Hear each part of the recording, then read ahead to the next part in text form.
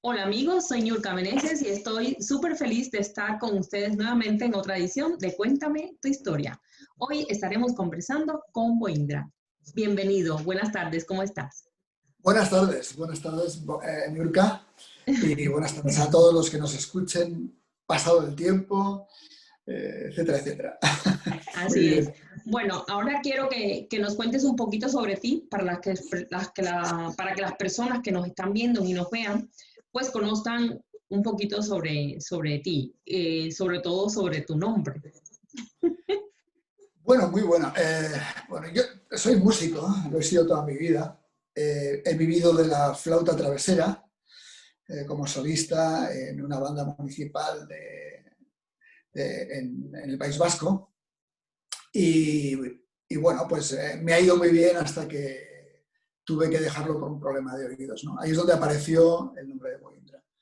Eh, Tenía un problema de tinnitus, acúfenos y también de un problema vagal. Que tiene un nombre técnico, es una enfermedad de músicos, la tienen Barbara Streisand, la tiene Phil Collins y la tiene bastante gente. Se llama reclutamiento coclear. Es un problema que se produce en el órgano de Corti, en el oído interno.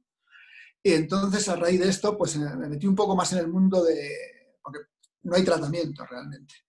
Entonces, me metí un poco en el mundo de la musicoterapia y también fui a personas que trataban esto, pero personas de las medicinas, digamos, complementarias, ¿no? O alternativas, pero me gusta más lo de complementarias, ¿no? Y tres personas diferentes me nombraron la relación que yo tenía con un tal Boindra. Entonces me leí un libro y era el Boindra de Nezgadá, era una persona que se dedicaba a curar con la música, etcétera, etcétera. Y entonces me gustó el nombre y cuando tuve que firmar algún disco, como tengo un apellido de esos alaveses eternos, largos como un expreso europeo que me decía mi maestro de armonía y otras músicas, don Carmelo Bernaola, al que en paz descanse le honro con mucho cariño, me dijo que tenía Quique, el de los largos expresos europeos, porque mi apellido nunca cabe, ¿no? Tengo dos apellidos compuestos, ¿no? Entonces, cuando llegó el momento de hacer un disco y también de hacer talleres, de lo que luego, si surge, contaré, pues tuve que elegir un nombre y me acordé del Boindra y me gustó mucho el nombre porque además leí la historia del Boindra que vivió con los Cobdas, etcétera, etcétera.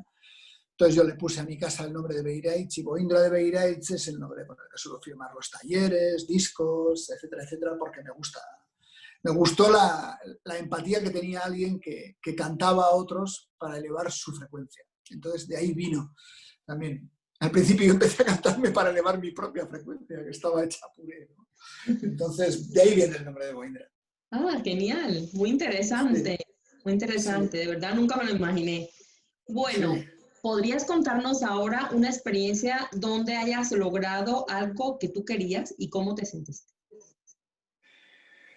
Bueno, me ha pasado en múltiples ocasiones, porque en la vida de un músico eso ocurre siempre que consigues dominar una obra o si consigues improvisar en el mundo del clásico. Yo camino en los dos mundos, en el mundo del cerebro izquierdo y el mundo del cerebro derecho, ¿no? El cerebro izquierdo es el cerebro científico, leer partituras, clavarla, incluso aprendértela de memoria, el concierto de Mozart o el concierto de Pergolesi, o música de Juan Sebastián Bach, que es maravillosa, repetirla y a veces darle un pequeño toque, un poco de cerebro derecho.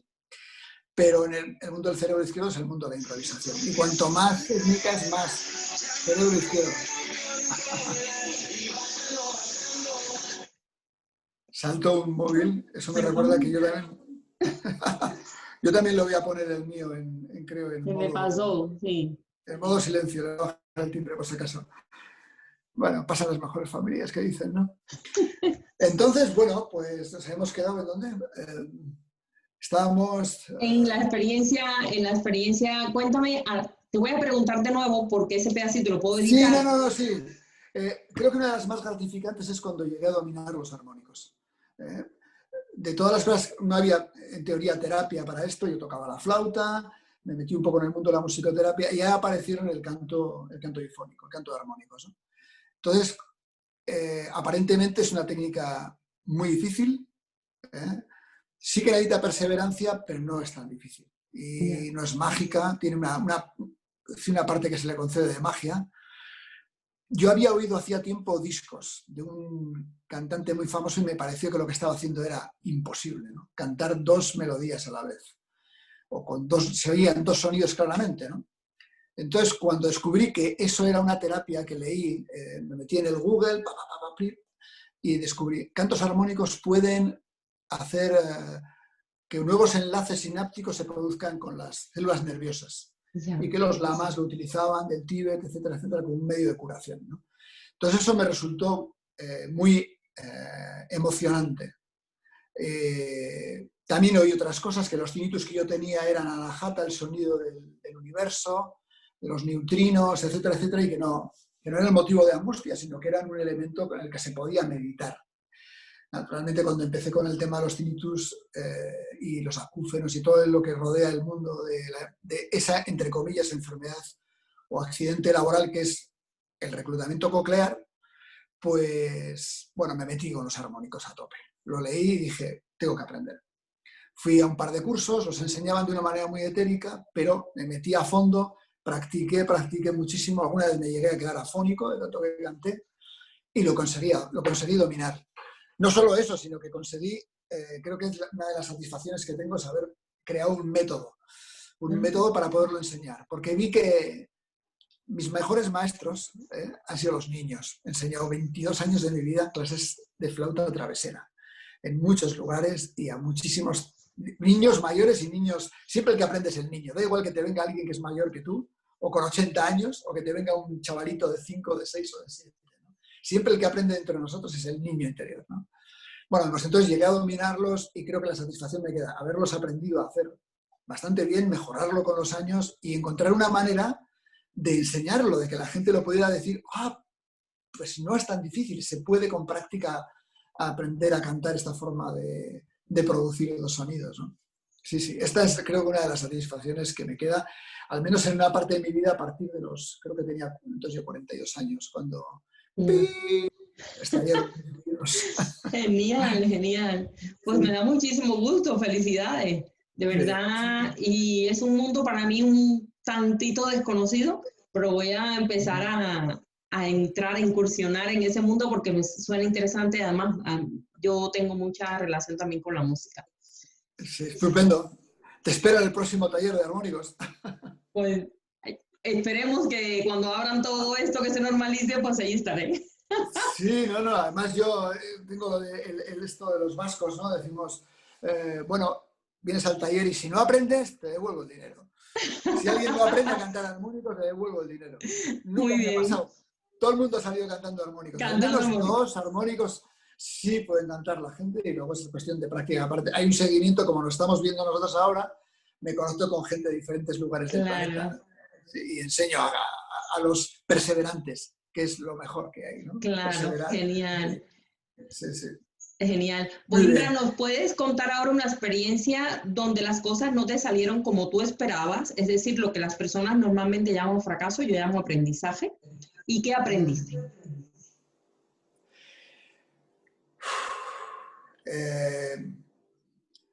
Si realmente tienes que fijar en estos, o sea, buscar una donde realmente has podido fracasar, es difícil de poder mirar algo porque normalmente un fracaso está unido al dolor. Entonces, hay digamos, como un automático que tenemos los Homo sapiens, sobre todo lo tienen los niños. Con el tiempo lo vas perdiendo, la gente entra en bucle de acordarse de las cosas malas o los errores. Está muy bien, es el hecho de olvidarlo, ¿no? Le das delete, ¿no? Lo borras como arrastrar a la papelera que tenemos por ahí y vas borrando. Te quedas con lo que has aprendido porque lo has usado en tu vida, como la película famosa de Slumdog Millionaire, ¿no? Aprendes cosas que luego cuando aparecen los momentos recuerdas, ¿no? También lo hacen los niños. En la película lo muestra como un concurso, ¿no? Como el del Carlos Sobera, ¿no? Pero en India, ¿no? Pero realmente lo tratamos de borrar. Yo creo que los fracasos que no más nos duelen suelen ser laborales y también de índole emocional. Es decir, cuando has fracasado con una pareja a la que, bueno, o un matrimonio, Estas cosas son fracasos. No sé si te refieres exactamente a esos o tenemos que elegir uno que puede ser de cualquier índole, porque la Cualquier gente a la que índole. Sí, cualquier cualquier índole, índole, ¿no? cualquier índole. Sí. Yo creo que fue un matrimonio que a los 3 años me separé. Y descubrí el aprendizaje de eso, porque creo que va unido a la pregunta, ¿no? ¿Qué aprendiste de ese fracaso? Aprendí lo malo de la precipitación, de lo importante que era esperar, ¿no? Esperar antes de decidir algo tan importante como es unirte a una persona, ¿no? Fui precipitado y patiné. Entonces, luego descubrí el diseño humano de Raoul Hu. Me hicieron el diseño y yo soy un generador, con lo cual tengo que esperar para responder. Entonces, ahí se unieron muchísimas cosas y aparte pude hacer un recuento de mi vida, no solamente de ese fallo, sino de más fallos donde no había esperado para responder. Con esto igual estoy haciendo un poco de publicidad del diseño humano, pero soy fan de ello porque creo que ayuda a mucha gente. Los que tienen que esperar por la invitación, los que tienen bueno, los que somos emocionales porque tenemos el plexo solar activo, tenemos que esperar que pase la ola del ¡buah! Me iría al fin del mundo, o estás en lo bajo de la ola y te metes en una burbuja, ¿no? Entonces, cuando estás en el sitio donde la ola no te está afectando, estás sereno, sin nada que, como una lente, ¿sabes lo de los catalejos? Los catalejos tienen un lado que si lo miras de un lado, ¡fua! Te acerca muchísimo a algo, ¿no? Pero si lo miras al revés, lo ves así de pequeñito. Eso pasa con los que somos un poco emocionales, ¿no? Cuando estamos en lo alto de la ola, ¡wow! Todo es magnífico, brillante. Pero cuando estamos en lo bajo de la ola, no, es horrible, ¡wow! ¿No? Entonces, creo que de esa experiencia saqué muchas conclusiones también respecto al esperar para responder en las relaciones, ¿no? Y tampoco aguantar más cuando algo no funciona, ¿no? Saqué muchas lecciones de ese fracaso que fue duro en todos los terrenos, en el terreno emocional y en el económico, en todo, desbarato. Pero bueno, tenía 36 años y me rehice bien, creo, me rehice de ello. Eso es lo Supongo que los que lo importante. están viendo el vídeo ven que miramos de un lado a otro, pero claro, estamos haciendo con un zoom, entonces cuando miro a la cámara, los ojos se desvían, tú ya tienes práctica, Niurka, pero los que no hemos hecho mucho esto, pues te miramos a ti, claro que estás ahí y dices, ¿dónde mira? ¿No? Bueno, es un poco, lo quería aclarar porque Sí, es que pues cuando he dicho así, creo que la gente anda mareada. sí, genial, genial. Muchísimas gracias por contarnos esto, porque es cierto que sí, muchas personas se enfocan en la experiencia en tal y no en el aprendizaje. Y al final, mira, cómo nos has contado pues todo lo que aprendiste y cómo lo pudiste aplicar y qué bueno que ahora lo estás haciendo bien o Sí, mejor y por lo menos pues ya no cometiendo los mismos errores que antes, que eso es lo importante. sí, sí. Para, sí. Claro, Y, en el terreno emocional es a veces no irte de una pareja cuando un emocional dice, lo dejo, esto, hay cantidad de divorcios. Si esperas para responder, puede que valores mucho más lo que te está haciendo esa persona de espejo, todo lo que tienes acumulado como una cosecha de una vida o de un montón de años, y dices, pero si estoy aprendiendo un mogollón, si lo que estoy haciendo es subir, ¿no? Entonces, exactamente. tanto como es también un aprendizaje a todos los niveles, el esperar para responder. Claro, exactamente. Bueno, muchísimas gracias por esa experiencia. ¿Podrías contarnos ahora qué haces para sentirte bien? Es decir, cuando te encuentras enojado, enfadado, algo te saca de ese equilibrio, pues, ¿qué haces para Sí. salir rápidamente de esa situación? Bien, a veces no es fácil salir rápidamente. Depende de la intensidad. Bueno, hago meditación, ¿no? Entonces, la meditación me ayuda mucho. Cuando dejo un par de días de meditar, lo noto. Lo noto por emocional, pues porque te irritas, por cantidad de cosas, porque los vascos juramos mucho, entonces a mí no me gusta. Entonces, cuando me veo que me sale el gen ese digo, ¡guau, tío! Siéntate en el cojín y estate por lo menos un buen ratito, 20 minutos por lo menos, ahí en el ascensor yo medito mucho en la órbita microcósmica, sonrisa interior, meditaciones taoístas también. Son silenciosas, pero manejas también la energía y el ritmo de la respiración. Eso me ayuda mucho. Otras veces la música, tocar. Yeah. Y diferentes tipos de músicas. Tengo la suerte de haber tocado músicas diferentes del mundo, entonces depende, me cojo un bansuri y toco ragas, o cojo la flauta normal travesera y me pongo a tocar un blues, o a veces la guitarra, que también toco la guitarra, ¿no? Entonces, tocar un instrumento. Pero hay veces que estás muy... necesitas moverte y entonces bailar. Bailar sí que me ayuda también. Me pongo static dance o simplemente rock de cuando era un crío, ¿no? De lo que conocí sobre todo desde los 9, 10, 11, 12, 13, 14 años, esa época en la que me enamoré de la música, del rock, del blues, que fue lo primero que toqué. Luego me hice músico clásico para llenar el frigorífico. Llenar el frigorífico. Entonces, sí, la música me ayuda mucho y bailar también. Me encanta bailar. Moverme, a veces hacer la guitarra invisible, ¿no? Como se le llaman, con Jimi Hendrix o cosas muy, muy viscerales, ¿no? O Jack Beck, que me gusta, rock. Y otras veces no, otras veces me meto yo en ello y me pongo música para tocar con músicos o con bases de blues o de jazz o temas que ya conozco, depende, ¿no? Sí, sí, esto es lo que hago. Un amplio abanico. Sí.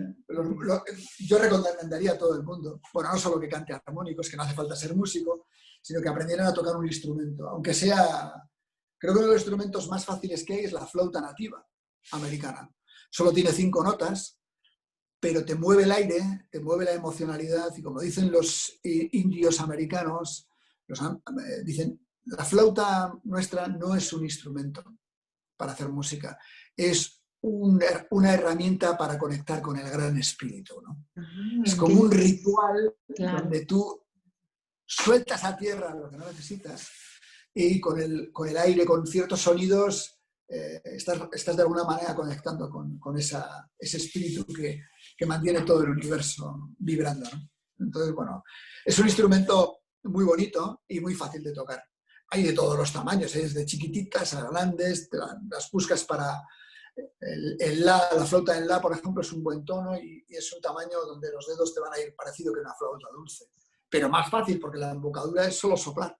Solo hay que ajustar el tótem, ¿no? Sí, sí, lo recomiendo mucho. Como una medida de salir de ahí, como estás en tus 3 preguntas mágicas, pues es a punto una solución más. Muy bien, genial. Sí, sí. Maravilloso. Vale. Muchísimas gracias, Boindra, por contarnos un poquito de tu historia. Y a las personas que nos están viendo, pues los invito a que participen de este proyecto y solamente tienen que escribirme al correo que aparece en la descripción de este vídeo. Nuevamente te reitero las gracias y que tengas un feliz día. Un abrazo. A ti. Un beso. Hasta luego.